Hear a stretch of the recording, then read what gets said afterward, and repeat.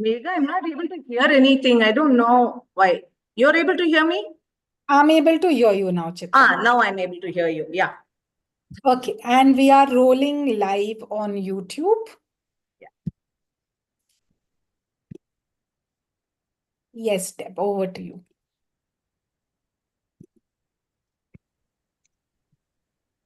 A very happy and creative morning to everyone present here and all the educators, teachers, parents watching this live panel discussion.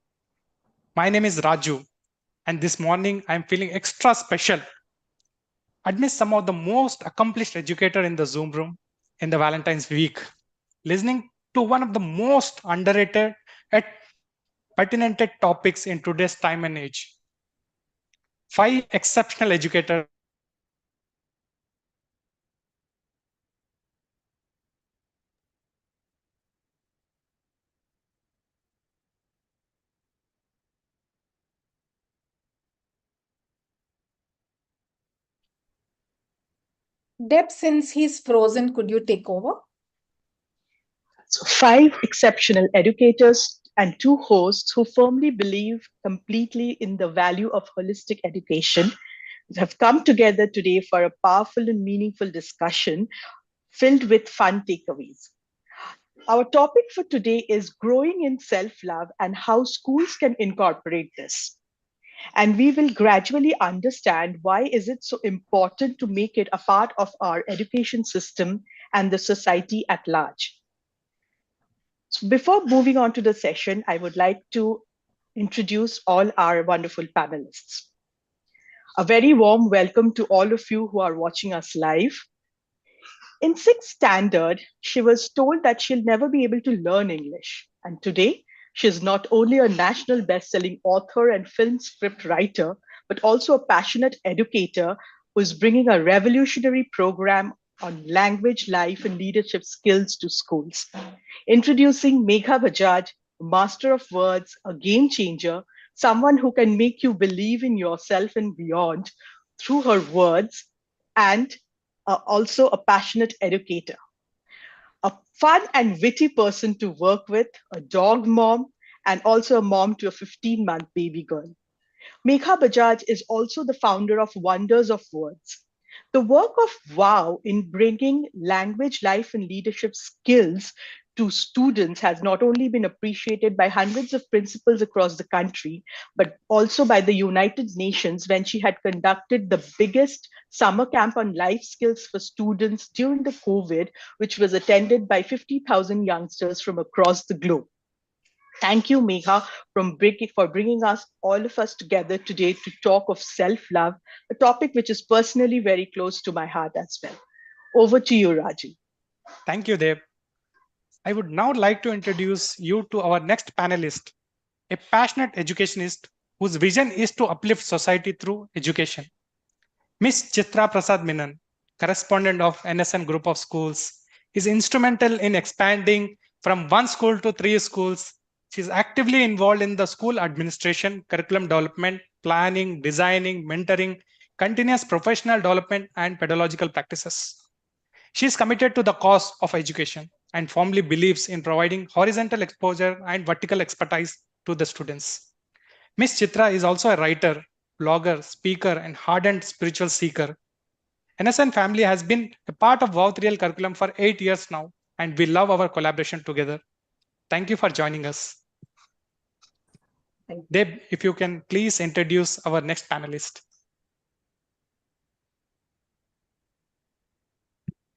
Deb, unmute, please.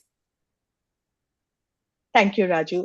With over 20 years of experience in the field of education, Ms. Archana Pandey is a seasoned educator and visionary leader committed in nurturing academic and holistic education. Currently serving as the principal of the Vivekananda School in Gurgaon, she is pivotal in establishing the school as a benchmark for innovative and holistic education. She has worked in some of the most prestigious institutions in India, including GD Goenka, the Scottish High International School, the Lotus Valley International School, and Lancers International School.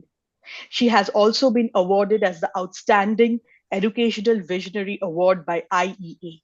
Under her leadership, the Vivekananda School was awarded the Best Innovative School by IEA and also adjudged as the best school in providing holistic education by Education Today. Inspired by the teachings of Swami Vivekananda, Ms. Archana Pandey is dedicated to balancing modern pedagogy with traditional values. She believes in fostering a nurturing environment that equips students with the intellectual and emotional tool to thrive in a globalized world while remaining grounded to their roots. The Vivekananda School has introduced innovative teaching methodologies under her leadership tailored to diverse learning needs and prioritized holistic education through a blend of academics, co-curricular activities, and community engagement. A warm welcome to Ms. Archana Pandey. Thank you so much. Thank you so much. Thank you. Over to you, Raju, for a short brief about our next two panelists. Thank you, Dev. Ms. Sistala Hemalata, the principal of Delhi School of Excellence, Hyderabad, has been in the field of education for the past 26 years in various capacities. She has been serving a principal at Delhi School of Excellence, Hyderabad since 2012. Ms. Hemalata has a firm and unwavering belief in the idea that each individual or a child, given the right education, environment, and emotional and mental support, will able to make meaning out of the circumstance surrounding them and to deal with things to their satisfaction. Welcome, Ms. Hemalata. Thank you so much. It's a pleasure being here. Our last, but definitely not the least, and the only male panelist of the group is Mr. Jijo George, Director of St. Gregorius Central School, Kerala, an electrical engineer and MBA from the Institute of Technology and Management, ITM, Chennai. Jijo has 4 years of corporate experience in an IIM startup where he worked as a business analyst. He joined St. Gregorius Central School in 2016 as a director. He envisioned taking his school into new heights of excellence with every passing day. Jijo and Gregorius family has been part of our Vautrial's curriculum for 4 years now, and we love our collaboration together. Great to have you here, Mr. Jijo. Thank you so much, Raju. Thank you so much, Wow team, for having me here. Without any delay, I would like to begin with the first question for Ms. Megha Bajaj. I request other panelists to feel free to please add your views, whatever stage required. Ms. Megha, why did you feel the need to have this all-important discussion on self-love? What triggered it? Yes, a very warm welcome to all the wonderful educators. And, as a child, I always begin with this and I don't tire of this joke ever. But as a child, whenever I was sent to a principal's room, my heart used to flutter, and being a very naughty child, I was sent very often. So it's kind of like a full circle of karma that now principals are being brought to my room, and for being great principals and not for being naughty in any way. But it's always the fluttering of the heart still stays, because I think there's a certain awe that an educator evokes in me, and also that I feel as an educator, because it's such a humongous responsibility to create the future of the world. So to me, honestly, more than a celebrity, or, like even if in a flight I'm sitting next to, say, some celebrity so-called, but if it's an educator, I get more excited, because I feel that what we can do together is going to be much more meaningful than anything else. The reason this topic has come up is because I don't read the news. Many years ago, I stopped reading news because I felt that it was affecting my mental health in a very bad way. And it was, pulling me down. And I felt that so much of what I was reading was in not my circle of influence, but in my circle of concern, where I couldn't do much. But my team being team, they make sure that they keep, sending me news that really, makes them move or churn. And in that, I read about the 2 current suicides, one which happened in Bombay itself, in Oberoi International School, and the other which happened in Kerala, which we all know of. And it really shook me to my roots. Like, I could not sleep for a few nights, because I just felt that, how is it that, and I took it very personally, because I felt that what are we doing or what are we not doing to still have children taking such drastic steps, and why and what can we do to impose and tell them that, look, there is an answer, there is a way out, and we have to help them grow in self-love. So wow has been my, area of influence. So I thought, let me, instead of dwelling in the negative emotions, do what I can by bringing you all together. And thousands of educators are going to be watching this. So I wish so many amazing tips, tools, practical ideas come through our discussion, where it really makes a big impact to the youngsters, teachers, and to, all of us educators. So that's the premise of this discussion, and very, very happy. Also a little nervous to be with all of you. Thank you so much. Thank you, Megha. And what the news which you mentioned has truly been heart-wrenching, and I'm sure a lot of us have our own views, and especially schools and students and parents would have a lot of questions, and some of it will definitely get answered during this session, because we have such a wonderful panel. So it's always pleasure listening to your thoughts, and I'm sure I'll get to hear many more. So my first question is to Ms. Chitra Prasad. So you have expanded from 1 to 3 schools, and now you are responsible for thousands of students. So how do you integrate self-love into your curriculum without it feeling being forced or disconnected from the academic content? Thank you so much, Debolina, and thank you, Megha, for inviting me to participate in this panel discussion. I think this topic itself is very close to my heart, self-love. Our children have certain activities in the school. I wouldn't say it's a part of the curriculum. On a daily basis, when we start the morning assembly, soon after the morning prayer, children take an oath of originality. This is to reiterate that you are not any less. Each one of you is unique. Each one of you is original. Each one of you is rare, for them to feel good about themselves. So the oath goes like, in the history of the world, there has been nobody like me. To the infinite of times to come, there will be nobody like me. And even today, there is nobody like me. I'm rare. I'm unique. I'm original. I'm an NSNite, and I will make it very, very, very big in life. So even if the world tells them you cannot do it, this child has to thump and say, yes, I can do it.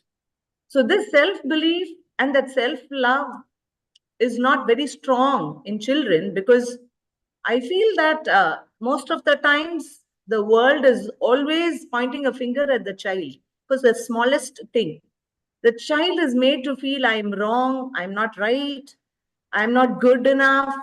So this oath with which they begin the day, I think that really helps them in a very big way, because every day they just put their hand on their chest and they take this oath. One more thing that we do is we have student counselor session for all classes throughout the year. So they may not talk directly about self-love, but yes, they take them through that, about appreciating oneself, about looking up to oneself, about being good to oneself, being kind to oneself. It is touched upon. But today, after Megha brought up this, topic of self-love and self-care, we are discussing about this, straight away, like how can we have, and I told my counselor, let us have this as a constant in our session. Like every year, we will have a session where we touch upon self-love directly, self-care directly. It is hinted and it is integrated also in their sessions. So through the student counselors also, and most importantly, we have the WOW period in our school. So every year through WOW sessions, children are made to express how they feel, that they should, look up to themselves. They have to appreciate. So either they speak or they write something. So WOW is helping us in a very big way to, bring in that self-love, which they absolutely need. And I think they will be more kind to the world. If they love themselves, they will be able to love the world. So one is the self-affirmation that they do every morning during the assembly. Another thing is through the student counselor sessions. And then, of course, WOW is always there for the last 8 years. And in the WOW sessions, they have these topics of self-care and self-love. Thank you, Chitra, for sharing such best practices and this oath of originality. It really sounds so intriguing. Like, wish we adults had something like that in the morning too, like reminding ourselves that yes, we can. I'm sure it's a wonderful exercise for all the students, and they must be doing it every day with such heart and with such commitment. Thank you, Chitra, for sharing your views. My next question is for Ms. Archana Prasad. So Archana Pandya, I'm so sorry. How feasible is it for an educator to assess a mental health issue in a child? Like, what can be the first action for the educator if they notice any such anomaly? Thank you for the question. And first of all, thank you for having me here in this platform, which is very important. When we are talking about experiential learning, about thinking about giving different methodologies to the children so that they understand the concepts, we tend to forget this very important topic of self-love, self-care. We as adults do not we take it at keep this important topic aside, and we think about other worldly things, that forgetting that self love is very important. And thank you for taking up this topic. And what we can do as educators, and how we can judge that yes, a student needs some help or support from our end. The first thing that we look into is the behavioral changes that come in the children or the students, and that can be withdrawal, that can be aggression, or lack of focus, or feeling very tired, or suddenly the child tends to become isolated from the rest of the students. So these are certain signs which an educator might look upon or might seek in a child, if a child is suffering from these and needs support from an educator or from the school at large. And there can be certain mood swings, there can be loss of appetite, sudden loss of appetite. But then the first not just one incident and we take a call, yes, this child needs our help or support from the school end or from the educator. It's not that. We need to first document everything. We need to the educators need to sit together, talk about the child, if everybody is observing the same thing, and then extend help to the student. Thank you, Ms. Archana. I think the very pertinent point that often, like a student spends a lot of time in the school, and now we often think that they are only going there for learning academics. But educators today, I think, needs to be more equipped with understanding this behavioral changes that you had mentioned. I'm sure that is something that is a very important point that has come from this discussion. Thank you, Archana, for sharing your views. Now, moving on to Ms. Hemlata. You believe that every child should be given the right education, environment, emotional, and mental support. So, how can we involve parents and the community at large to reinforce these messages of self love and mental well being? Thank you for having me over, Debalina.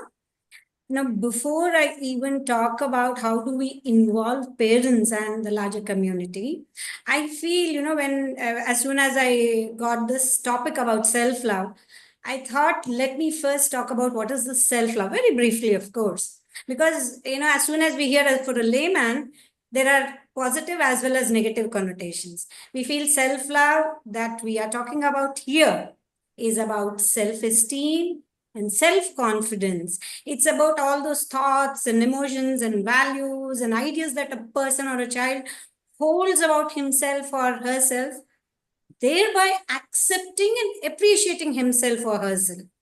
So it's that person's or child's perceived sense of self-worth and value. Now, how do we create scenarios in school? how do we create or involve parents into these scenarios where we build upon the self-esteem, we build upon the self-confidence of a child, and not go towards overconfidence or self-indulgence. That is a negative connotation that I was talking about, because when I spoke about the self-love topic to few of my colleagues and others, the immediate question that came to their mind was, self-love, is it negative? Then I said, no, it's about self-esteem. Now, how do we work towards these ideals? Now, how do we involve parents? But as I say it, the parental involvement and thereby the role of the extended family and the community plays a pivotal role, of course, along with the schools. One cannot function to the exclusion of the other. Miracles don't happen. So when a child enters the school, say in the nursery, the child already comes to the school with a fixed set of behaviors. Now, the child has to learn new behaviors. The child has to unlearn a few of the old ones. And so there should be reinforcement both in the home as well as in the school. So the reinforcement of desirable habits that work towards self-love and minimizing those undesirable traits which hamper their self-confidence is, I think, what we are talking about today. So I can only speak from my experience being with my school, rather than trying to think of new ways. What I feel is whatever we have been doing in our school, maybe be it small, maybe be it big, every day that we practice this, every day we fine-tune these practices, something new will definitely be created in a better way. So how do we go about it? There are a few tips that I can share. First thing that we do is we continuously provide information to the parents about the child's progress, about the development of the child, the behavior of the child at frequent intervals. This is not a bombarding of every day what happens. At the appropriate time, at frequent intervals, we provide that information to the parents. And when we provide information, it's not a one-way process. We always keep open channels of communication. The behaviors that we are observing, the progress that the child has made here, once we communicate it to the parents, we would also like to know what is happening back home. See, as schools, we can't keep giving workshops and we can't giving lectures and we can't expect parents to imbibe them. Rather, we have to bring in some, we have to enforce, or we need to bring in some kind of activities that we have to do it in a very subtle way so that parents get involved. And the best way is, first thing is, keep channels of communication open.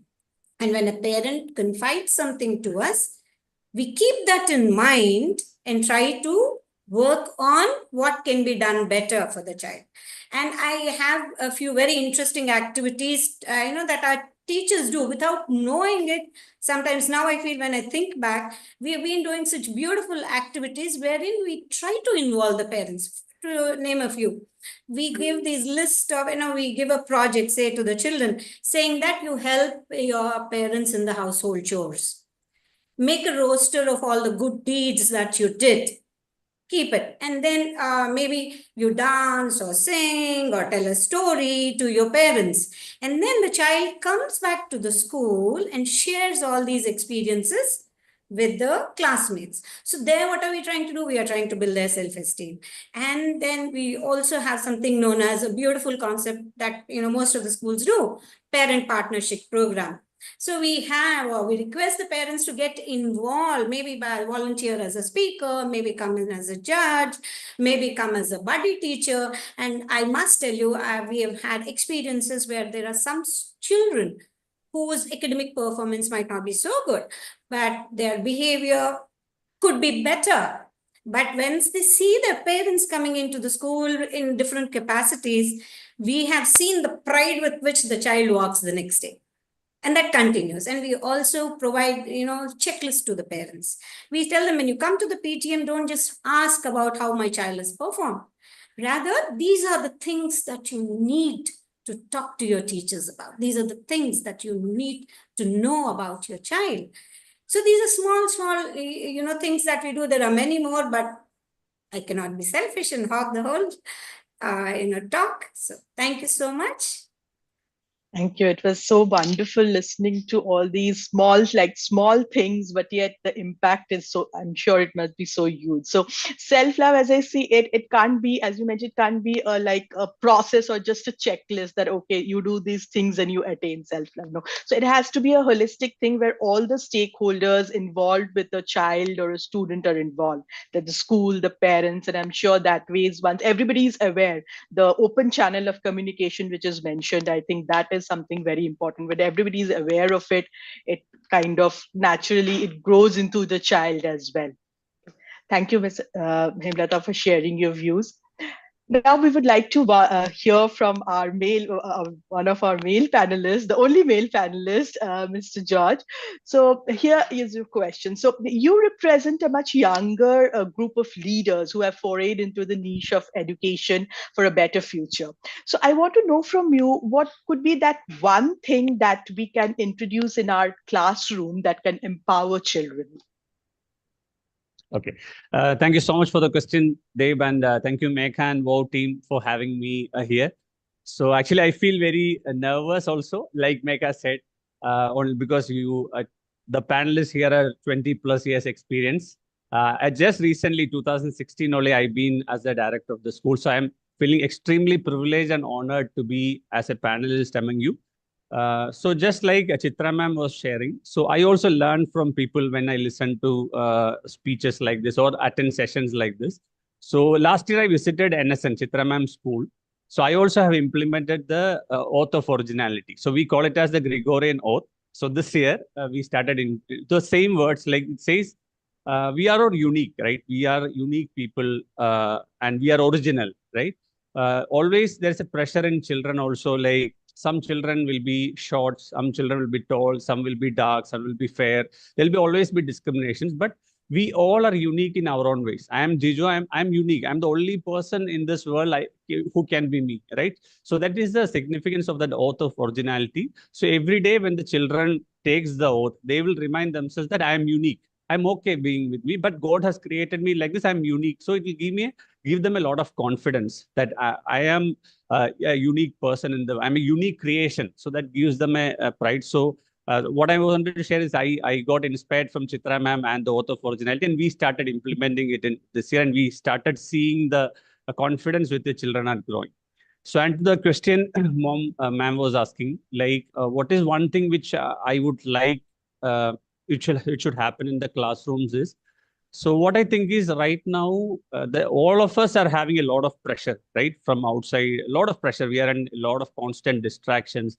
And our children also come from a lot of distraction. And in the families also, they have a lot of pressure, a lot of uncertainties. So what I feel we should have is empathetic communication with children.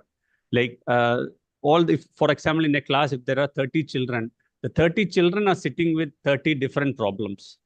So I feel that we had to be more empathetic because we have already crossed this path and came. And the challenge with our children these days is there are a lot of distractions than us. When we have grown up, we didn't have this much distractions. So the children had a lot much distraction. So we had to be empathetic with them and just listen to them and give solutions. And one thing, a magical word I learned recently is, I understand. So whenever someone tells us a problem or something, we can tell that, okay, I can understand. In Malayalam, we say, I can understand. I will tell in Malayalam to my children or to my colleagues. That means when they share a problem, when we tell that I understand, so that's a magical word. That can be a magical word to that person, which we can tell. So that also recently I started implementing. Whenever someone is sharing me a problem, first I tell them, okay, I can understand. So that we'll empathize with that person, which gives a lot of confidence to that person, which will help them to share more, and we can give a solution if we can. So that is something which I will feel that all my educators and all of us should. One is means empathetic communication to children is something which I feel we should have, and that magical word used often, that I can understand or I understand. So that's it. Thank you. Thank you, Mr. Joy, for sharing your views. And I'm sure this is a very important lesson, not only for educators, for all the adults listening to this session as well, because today's children, I really give it to them. They are doing a lot more. They are thinking a lot more than probably we used to do. And that's why they need a lot more guidance and support from all of us. So because they have a long way to go. Like, in fact, I would yes. just like to add one small thing, Deb, listening to what everyone shared about communication, and I understand, like, when I was growing up, we didn't really, in fact, I come from one of the best schools in Bombay, but we didn't really have a concept called counseling that, in there or whatever. I just had this simple thing. The minute I would come back from school, my mother would sit me down on this one green stool while she's cooking in the kitchen, and she would just tell me, now tell me everything about your day. And for 20 minutes, as she's making my food, I think she planned it like that the food would not be ready and we would be forced, I would just have to sit there and I would keep telling her everything. And naturally, I think I got counseled in that. Naturally, I found an expression ground in that. And naturally, everything happened for me in that. So I think that just somehow brought this memory to me that if we just, every youngster feels that there's someone to hear them, someone to say, I understand, someone to recognize my uniqueness, be it at home or school, at least the thought of, any drastic actions at any point would not really come. So anyway, that was just a thought that came into my head. Yeah. That's really, I mean, that's so true. Like all of us being mothers and adults today, we have to like, they need a way to vent out or express themselves. And once they are confident enough that they can do it in front of us, I think half of the job is done. So it has been so incredible listening to all of you talking about sharing your views on self-love. So, and I'm sure there are a lot of people who are listening to this, and a lot of people will listen to this as well. So I want all of you to share one by one important tool or idea for educators and parents who are listening to this session, how they can bring self-love into the school or home. So as Ms. Hemlata rightly mentioned, that self-love is often misinterpreted as arrogance too, because so then how do we draw that thin line between the two concepts, and how can we integrate or foster youngsters to imbibe this lesson of self-love without it bordering an ego? So if you can please, I request all of you to unmute one by one and share your views on this. Please just go ahead. Is there any particular order, or we can? Please. Yes. Megha, you were just now sharing about that, how you spent your time with your mother, right? That is one of the tools or techniques that you were just asking me about. I would suggest for everybody, I don't want to draw a line and say, is it a parent or a teacher? Listen to the child.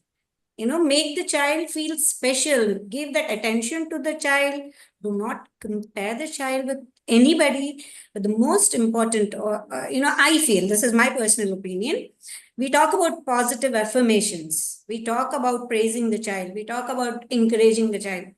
But what I would also suggest is, when something is not done correctly, draw the line. Let it be known that you mean business there, and this is not acceptable behavior. We can't go overboard with the pampering, right? So, one of the ads that we keep watching very often, a beautiful ad where there's a huge joint family sitting in around a table, and the mother doesn't permit the child to eat food because the child has done something wrong, like maybe stealing money or something, and everybody is very judgmental about the mother and say, how can you, we are a very well-to-do family. But then the grandfather steps in and says, no, she's correct. So these kind of things, when we draw the line between, yes, this is acceptable behavior, I'll praise you, but when this is not acceptable behavior, you build the self-esteem in good ways. That was my opinion about one of the tools. I'll let the others speak and then go on to whatever you were asking next.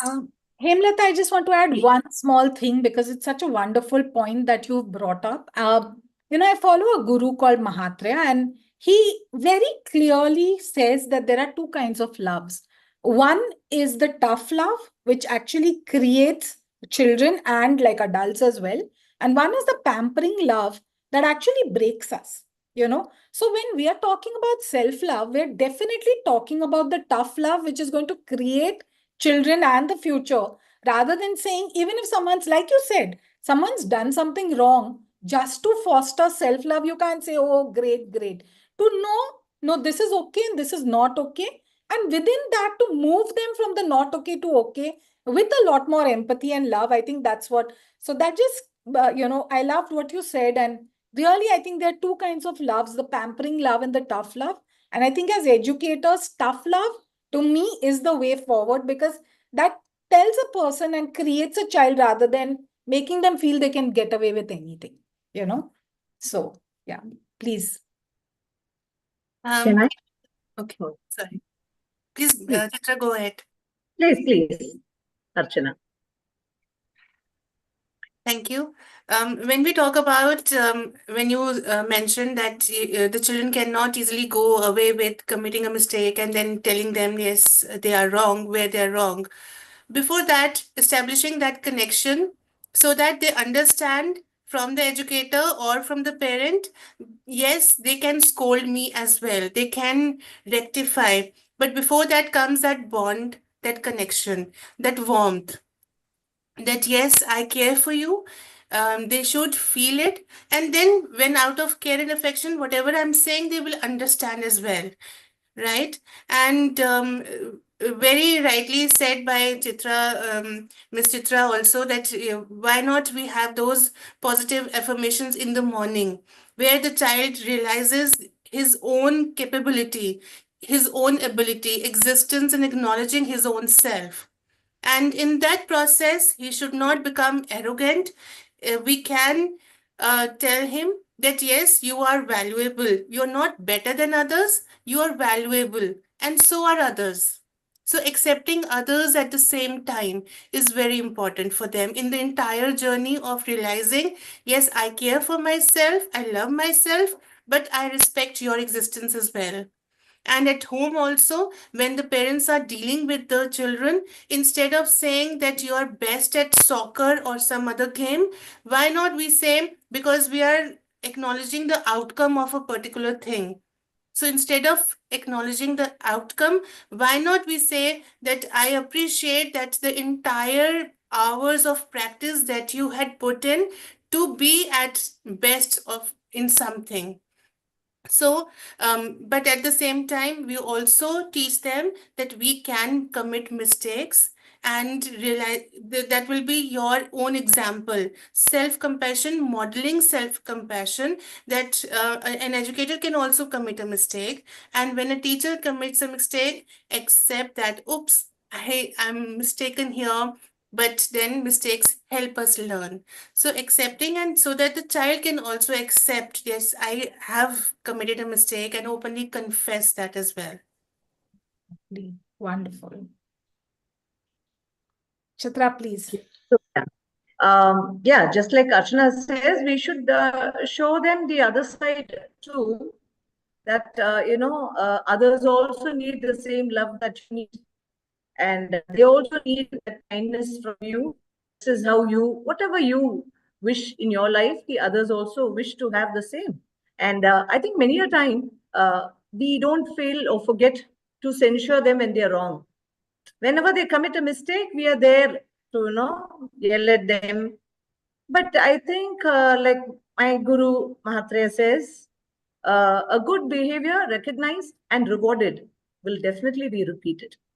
A good behavior recognized and rewarded will be repeated. So when I say rewarded, it is not in material ways, an appreciation from the parent. Yes, I noticed the way you are helping your little sister. I like the way you smile. Oh, this dress looks very nice on you. Those are compliments that we give. But every time the child does something good, I like the way you always help me set the table in the night. I like the way, you keep your things in place. So anything the child does right, I think that has to be recognized. We always notice when they're wrong. But how many of us notice, even a teacher, she must be very observant in class, and she must notice like how much this child is helping the benchmate, or how good he or she is in class to others. I think if we appreciate that being good to others, if it is appreciated, the child may not border on arrogance or ego, because the child knows that being good to others is as good as like being good to myself. So I think both ways we have to acknowledge these children when they do good deeds, and to make them feel good about themselves, we can highlight their positives, saying that this hairstyle suits you, or this dress suits you, or that smile is beautiful. That's for the child to feel beautiful. But when the child is right and the actions are right, I think we should never forget to acknowledge that and reward it with an appreciation.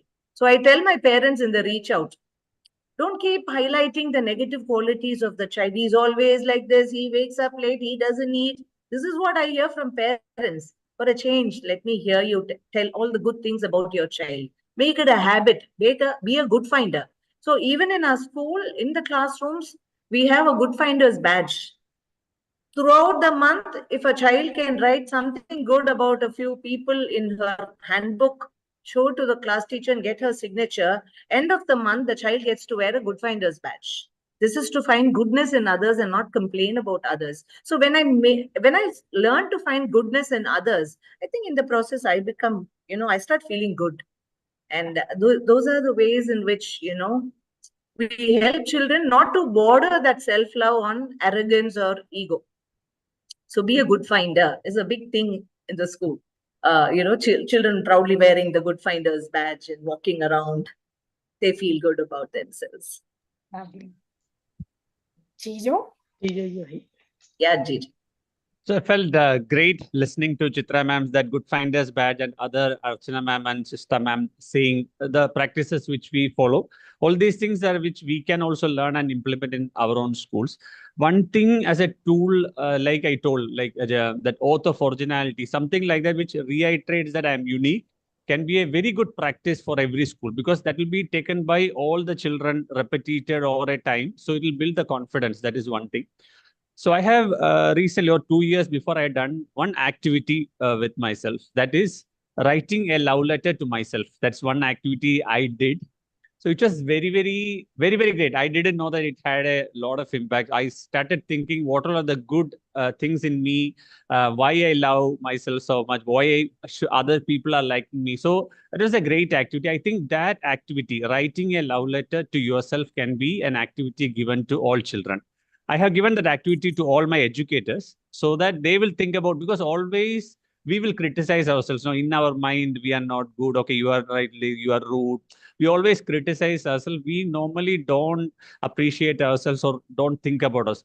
I think to have more self-love and self-care, so we need to think about ourselves. And this activity, like writing a love letter to yourself, will make us think about ourselves and make us feel good. So yeah, I feel that that activity can be done. I haven't experimented with children, but I have experimented with teachers. So next time I'm going to experiment with the maybe 9, 10 plus higher standard children and all. So we'll see. We'll see. I think that will be a great activity to see how it is. The way you did that activity in WOW, there's also the same activity for the elder children in the book. Is it? Okay. Just one tool that we've been using that, I personally have found very beautiful is that we begin every WOW class in any school with a chant, the WOW chant, which goes like this, that I am WOW, you are WOW, we are WOW. And they have to say this with a lot of energy 4, 5 times. And we also didn't realize the impact. In fact, Chitra told me that sometimes when I'm walking past the classroom and those little kindergarten children are screaming, I am WOW, you are WOW, we are WOW, the kind of impact it has. And actually, it hit me when Delhi DPS school, has been WOW. And they told us, some of the elder children, they'd gone for a debate. And they said it was an inter-school debate. And she was like, ma'am, the competition was so suffocating. People were ragging each other backstage. They were like, you're going to lose. And they were trolling each other. And these children just thought to themselves that what should we do to get over this horrible feeling? So they started chanting, I am WOW, you are also WOW, and we are all WOW. ultimately, she tells me that all the children in the back, whoever were waiting for the competition, they all chanted it. They hugged each other and they were like, it's just a competition. What are we doing? And I think that made me realize that it's just words, like be it the oath that, we think, okay, it's an oath, how much? But the way it's going into a child, be it oath, be it chants, be it affirmations, I think it goes and creates a massive difference, in children in the long run. I do know we're a little out of time, but this is so beautiful. So can we continue with the last question with all your agreement? Can we just extend it by 10 minutes? Sure. Yeah.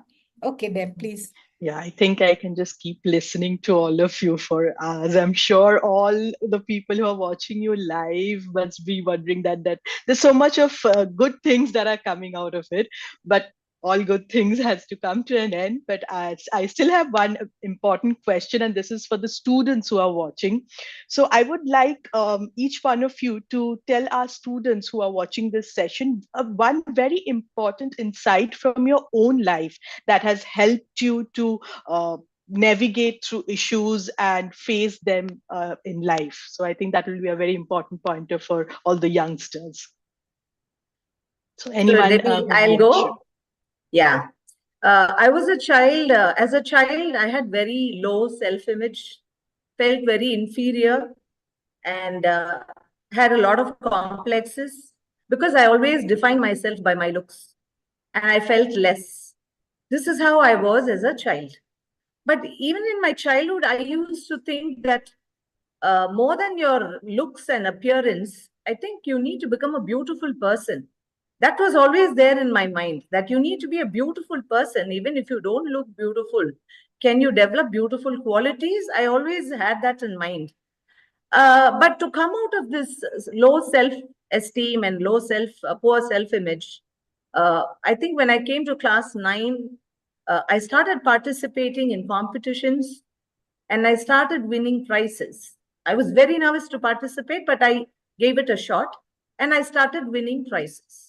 And I used to do badly in academics when I was very young. But slowly, as I came to higher classes, I realized I'm not using my potential and started working very hard. And I started topping my class. So when I started topping my class and when I started winning prizes in competitions, people started looking up to me. And I should say that is when my self-image became very good. I started looking up to myself because I gifted myself, such wonderful moments where I could be an achiever. When I started becoming an achiever, looks and all took a backseat. And I knew that there is so much in me, there's so much potential in me. And that is a time when my self-image went up, my self-esteem went up, and I started feeling very comfortable in my skin. I was very uncomfortable in my skin as a child. But when I started doing well in life, in my school years, that is when I started feeling good. So I always feel small victories. It need not be huge victories at the district and state level. School level, small victories. Whatever you're good at. Maybe you're good at sports, so participate in that. Maybe you're good in music, in dance, in whatever field you're good at. Work a little more, push yourself a little more. And when you become outstanding in that, automatically you will first start looking up to yourself. I think first you need to look up to yourself. Automatically, the world will look up to you. And there's been no turning back. I'm very happy that, I'm a very beautiful person inside out. So I continuously, even now, I keep working on being a beautiful person, not looking beautiful, but at least being a beautiful person. And I can do a lot of goodness by being a beautiful person within. Yes. Wonderful. So beautiful. Hemlata, would you like to share your thoughts? Definitely. Thank you so much, Chitra. It was wonderful listening to you. See, what I would like to tell our students or whoever is watching is that self-love is when you look at yourself in the mirror, you like who you see. You accept yourself as you are. And then from all these years of experiences that, years of experience that I've gathered, I would like to tell you what I feel is one of the most important things to remember. Because Megha, when you started off, you quoted about the suicides that, have been bothering. There is no shame in asking for help. You want help, seek help. Do not let your ego or any other thing come in between. So seek help, go for it, and do not compare yourselves to the others. Don't look for validation from others. More than that, I think you start working upon your self-worth and self-esteem by doing small things that give you confidence. There's a beautiful journey ahead for you. Thank you. Oh, Yeah. I would like to add something to this is that, when we're talking so much about self-love, and it's so beautiful to hear all these views. I recently did a workshop at a school where I asked a question and I said, so when did, it was in Bombay, so I just asked, and in one of the best schools in Bombay, when did Ranveer and Alia get married? And they jumped out of their seats and they told me the thing. Okay. Then I was like, which was the last match that MS Dhoni played. And they jumped out of their seat and they, shared the answer. Then I asked them a few questions more like this, and they had all the answer. And then I asked them that, so what's that one thing that you love the most about yourself? You won't believe 8th to 12th standard of one of the top international schools in Bombay, where the who's who go, they all were quiet for 5 minutes. Like literally, and even when they started answering, it was more about, I think I have a nice smile. Like you said, Chitra, right now, so much of the sense of self comes from the way they look or, the way that they are. And literally, I had to dig into them and ask them, who are you actually, So I think self-love will actually even come after you. At least we need some time for every child in a school and the home environment for them to know themselves itself. Like what we do in WOW is not like all the, sessions and all, they're not about, in fact, like now that I'm a mom myself, I realize London Bridge has fallen down. Humpty Dumpty broke his crown. Everything, everywhere, someone's breaking something. So, we've rewritten, like for her, for Athyasa, my daughter, I've rewritten rhymes which are also there, of course, in the WOW book, but literally saying that, hey, you are magic, you are beautiful, you are wonderful. And first, let's get to know ourselves. Like, can we have sessions after sessions for children, at least 1 week, one session where it's not about H plus 2O is H2O, but what is my greatest fear? Who am I scared of? In fact, Chitra, you told me that in one of the sessions where they were asked to share something that disturbs them about something, and you all were able to identify that this child was going through some trouble, and so I think even before self-love, self-awareness, can we know who we are? And this is as applicable for adults, because I don't know how much we know ourselves. Like Jijo said, he wrote that love letter and he understood that, hey, there's so much good in me, So I think I would just urge every child here and every educator that can we invest some time in getting to know ourselves and the children better, because that's anyway going to reveal so much to them about themselves, So that's my take on this. Ms. Archana, would you like to share one message for the students? I just want to share one message with the students that your happiness is important, and do not give in to the circumstances that are outside. And when I talk about your happiness, it's up to you. You are the master of your own self. So it can be any circumstances, any situation outside. You can let that in to this extent. It should not go inside.